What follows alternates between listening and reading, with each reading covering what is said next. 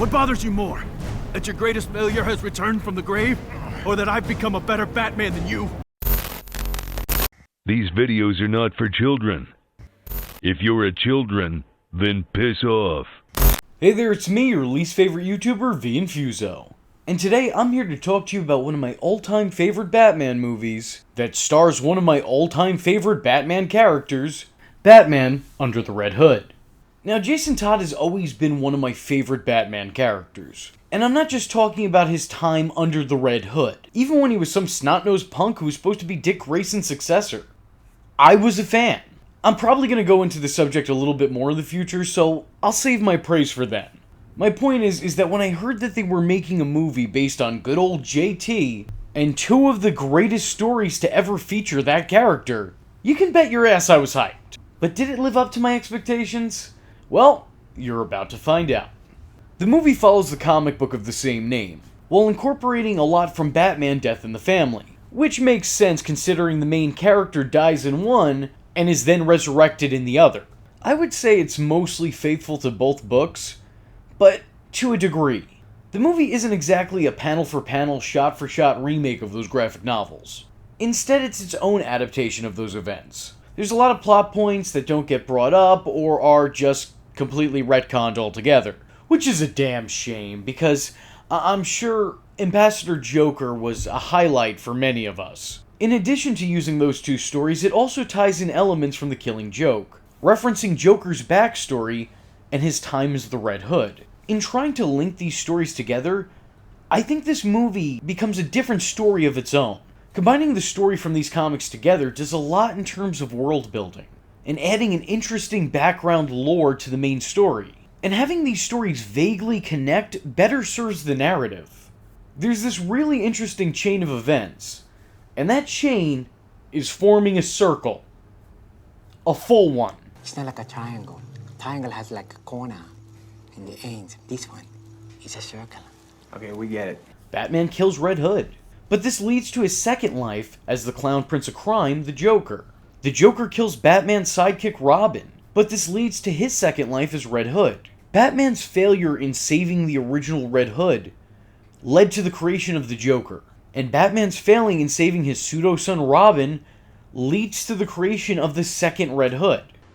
Because it's a circle. Yeah, we heard about the circle. Yes, we're familiar with shapes. I think this movie properly portrays Jason Todd. The movie is a perfect exploration of the Jason Todd character. If you ever need to catch up to date with your Robin lore, if you ever want to familiarize yourself with Jason Todd, this is the movie for you. As a boy, he's shown to be overconfident, beyond cocky, and has his fair share of attitude issues. And then when we see him later as a man, somehow he's even more cocky, but with like a touch more of arrogance. Despite maturing, his immaturity is still evident. He's still far too headstrong. His actions in this reflect a man who's both emotionally and mentally stunted.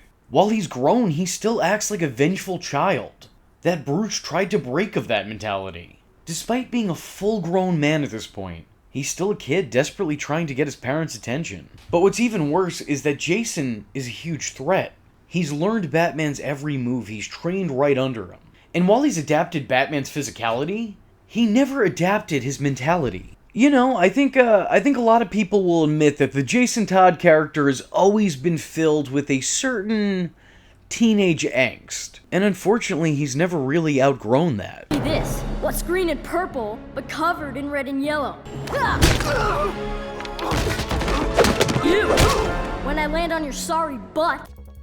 20 rounds a second and you were still too slow.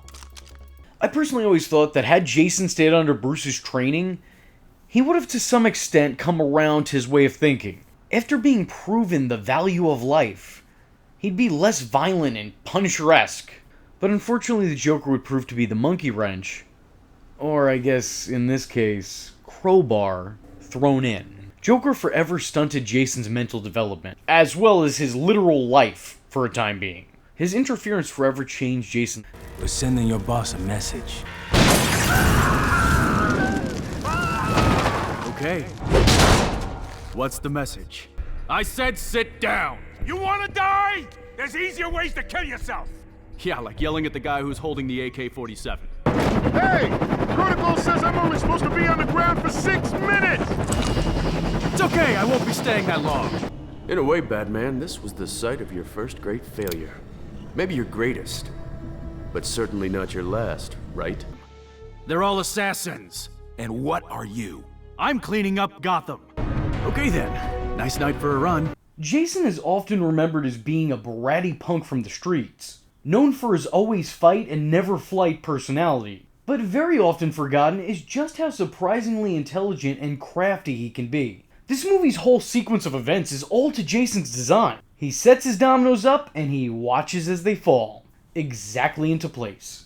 Throughout the movie, Jason uses his brand new identity to lure out the two he holds responsible for his passing. Those of course being Batman and the Joker.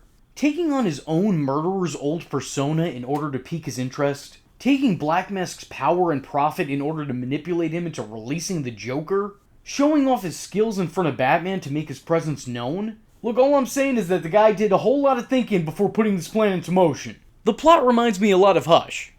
Except, good. Think about it. New masked man in Gotham utilizing the rest of Batman's rogues gallery for a grand scheme and big reveal? Sounds a little bit familiar. Not to mention that Jason Todd was actually a red herring in that story, which revitalized interest in the character, so the two are tied together in some form or another. The movie's Joker is personally one of my favorites. It seems to take some inspiration from the design of the Dark Knight's Joker, which makes sense as it was extremely popular and only about 2 years old at the time. But despite his look, he has a personality all his own. I like that this Joker was just a cold, callous joke teller. He was a comedian who used bullets as a punchline. This interpretation showcases the character's complete unpredictability and unnerving worldview. This version of the Clown Prince of Crime spotlights the character's astonishing inability to take anything seriously. I'm sorry, could you hold on? I was just in the middle of setting fire to your gang. May I have some water?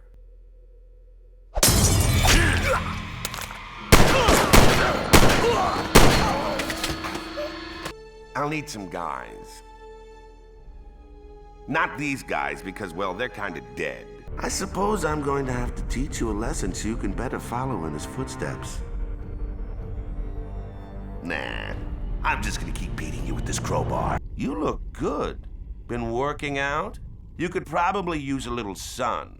Then again, who am I to talk? Go ahead. You think I care if that scum dies?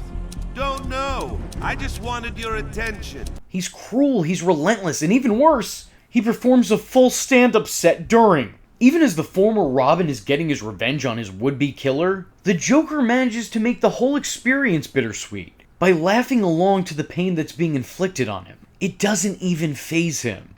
How does that feel? It only hurts when I laugh.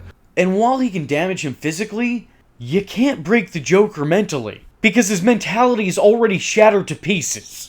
He even bizarrely enough shows some sense of pride in Jason as he's inflicting his vengeance. As the blood from a crowbar beating is filling up his lungs, he's painfully laughing away at his own terrible one-liners, sneaking jokes in between gasping for breath. This Joker is chaos incarnate, showing no loyalty to anyone he's ever worked with, double-crossing Ra's al Ghul in the flashback to serve his own agenda, and then again later when he sets Black Mask, the man who freed him from Arkham, on fire, proving that there is no negotiating with a madman.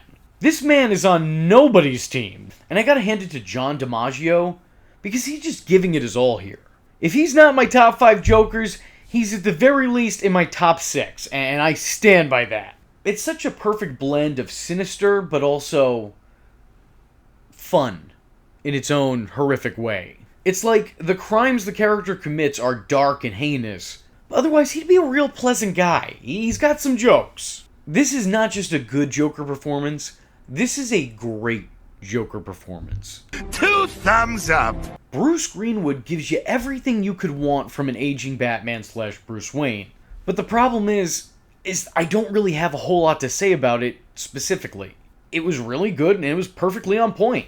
That's really it. That's less a fault of him and more a statement about the movie. Because Batman isn't really the focal point here. I mean, he's the titular character, but he's not the main character. This is much more a Robin movie than it is a Batman movie. I think we're good. No. You're anything but good. What the hell took you so long? Shut up and fight. Mr. Bruce, you can't blame yourself. It was stupid and careless. Remember how distraught you were. Even I found it hard to... Stupid and careless! A day doesn't go by when I don't think about subjecting him to every horrendous torture he's dealt out to others, and then end him. He doesn't bring anything new to the table, but he doesn't really have to. What he does with the character, he does very well. I'd say it's one of the better Batman voice performances I've heard. The guy doesn't quite hit Conroy levels, but who's reaching for the sky here? Ra's al Ghul plays a minor but intricate part in the story. He's played by Jason Isaacs, who's been my favorite roles in numerous movies, and I think he really did the guy justice, as did the movie itself. I was in the midst of toppling the economy of Europe, but you were on to me. I have returned your son to you as a blight upon your house. He burns the very kingdom you... You've never shied away from drawing blood. True, but always with purpose. Always with greater goals. This was simply an unnecessary casualty. I'm so thankful that he wasn't turned into some cartoon campy villain seeking world domination, like some other iterations make him out to be. Here he's shown to be a civilized man who went to extreme means to try and save the world, in his own unique, highly illegal way. I think this is really important because this is one of the very few projects to properly capture Ra's al Ghul's humanity. Having accidentally played a part in Jason's demise, Ra's is so distraught and guilt-ridden that he actually gives up a life of crime in order to not further harm or damage Batman, the adversary who he respects so much. My one gripe with this is that they really don't get to do a whole lot with the character. The guy's got like 2 to 3 scenes max, and then he disappears into the night. Not unlike a certain Caped Crusader we know. But he's there for as long as he's really needed. And he doesn't overstay his welcome, so... Black Mask is also pretty funny throughout. He did what? What? Oh, good. He's pissed. Don't be nervous, kid. But if you keep staring at me like that, I'm gonna cut your eyes out. You wanna tell me why this guy ain't dead? I remember being surprised the first time watching this because this was one of only 2 times I had ever seen the character outside of a comic book at that point. Now we've actually had several live-action portrayals of the character, so... times they are changing. What I enjoy about this movie is it's not entirely shallow, there is some depth to it. It is the host of a lot of interesting relationships. Jason and Bruce have a sort of familial bond. Despite not being blood-related, Bruce always brought Jason up as his own. And despite the fact that the two are feuding, and from an outside perspective may look like they're actually trying to kill each other, they're mostly holding back. When you pay attention to what's going on, Jason only really fights Bruce in order to facilitate his own plan. There's even a moment where Jason feels nostalgic, when he's getting to fight off foes with his old mentor. Getting to fight together as the dynamic duo one more time. He's not trying to kill Batman. Well, I mean, I guess until the climax. Don't see how shooting a bullet at somebody when they have their back turned is cry for help, so... For the most part, Jason fights Bruce, not to harm him, but again to get his attention. At this point in life, Jason feels betrayed. Not because Bruce didn't save him, but because Bruce didn't avenge him. Avenge me. Avenge me! No! Despite all the Joker has done over the years, the countless deaths that he's responsible for, the family that he's taken from Batman, the friends who he's taken out of commission, even the death of his own son, Batman still never killed the Joker. It was against his code. There's no hate between these two masked vigilantes. As a matter of fact, their fights come from a place of love. And, resentment, but you'd be surprised how often those two things go hand in hand. I gotta say, I missed watching you work.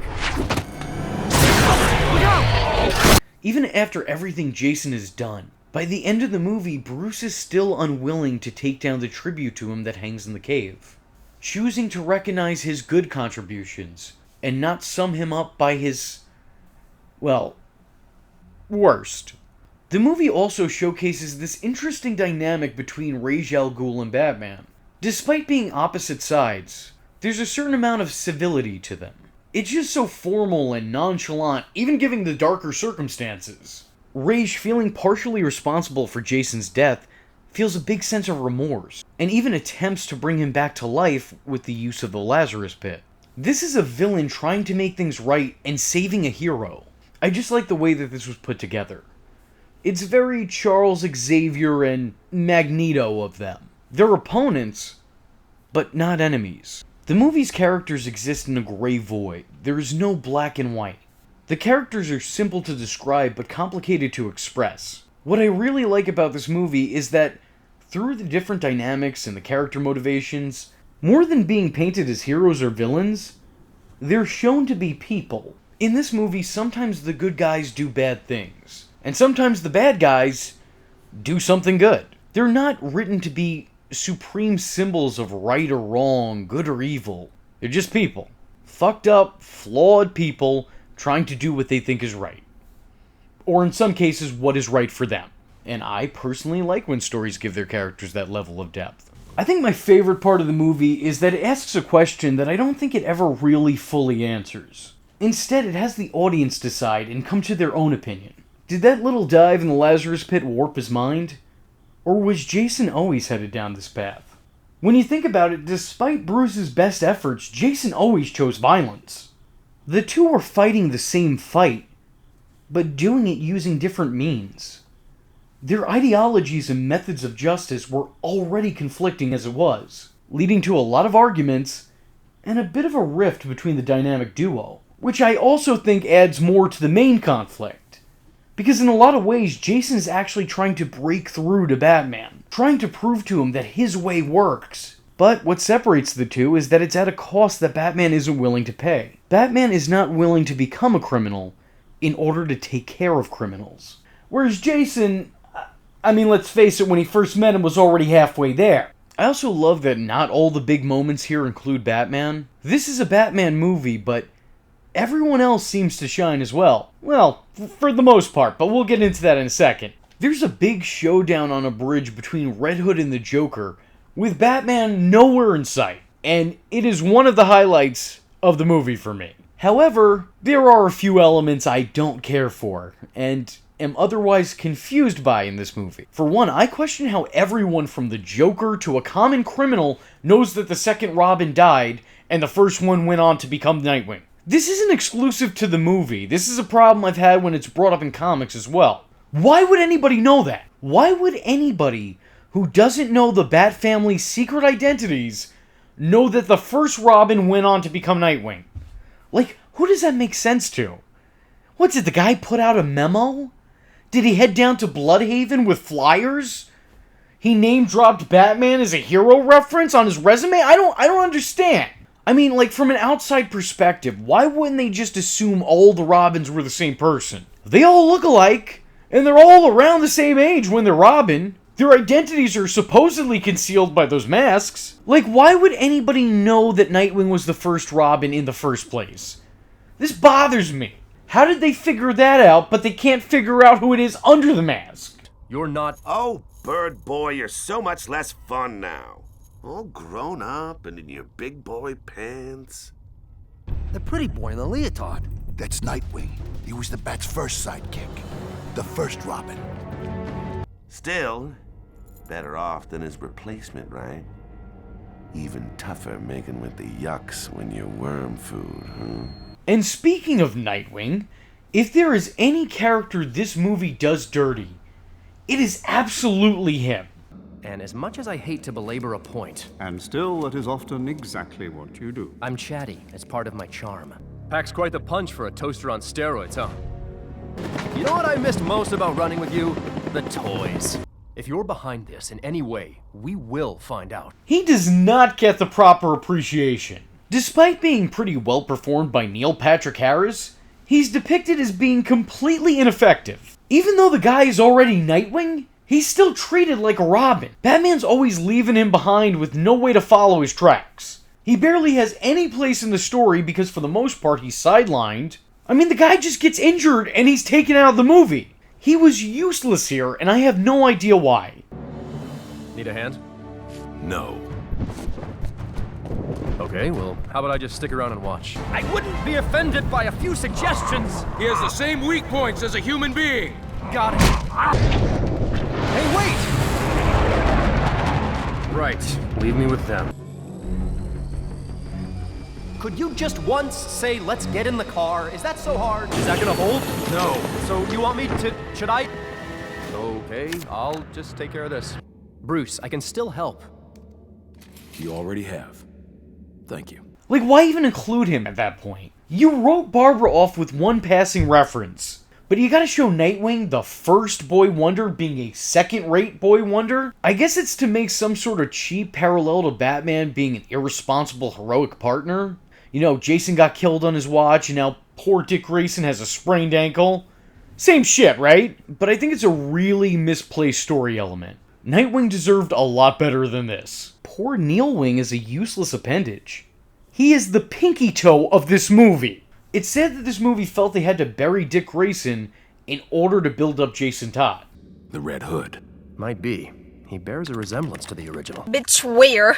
Another issue that's not exclusive to this movie, but I need to ask, why was Robin wearing a mask underneath his mask? I mean, I'm not like a fashion mogul or anything, but it's a bold choice. I also kind of feel like that many masks on, you know, it has to somewhat obstruct your view, at least somewhat. Yet he's always doing these ridiculously impressive things. I get it from a design choice, but seeing him take off his helmet to reveal his identity to Bruce, all while he's still wearing another mask underneath, I don't know. It just, in execution, it feels like it defeats the purpose. Dude, it has to be Jason Todd. Told ya, Jason Todd. If I'm being honest with you, ultimately, Under the Red Hood didn't live up to my expectations. It far exceeded them. This movie is not just a good Batman movie, it is one of the greatest Batman movies ever made. Live-action films included. I previously said the Batman Beyond Return of the Joker movie was the best Batman movie ever made, and while I still stand by that opinion, I'm gonna say that Under the Red Hood is just as good.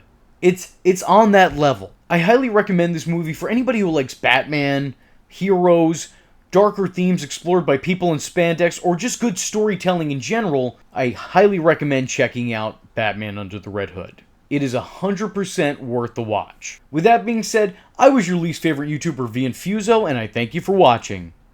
Hope to see you in the next one. And remember, if you guys enjoyed the video and are looking forward to more Batman content, let me know in the comment section below by leaving a comment that says, Nightwing deserved better. Because he did. We all go out together. Don't you just love a happy ending? I am vengeance. I am the night, and that was Infuso. Just remember, if you're not tuning in, then you're missing out. So, if you like the words that came out of his mouth hole, and you too would like to become a V-generate, don't forget to like and subscribe. Thanks for watching, nerds! And if you're not joining the fun, you're in for one bad day. And you know what they say about having one bad day?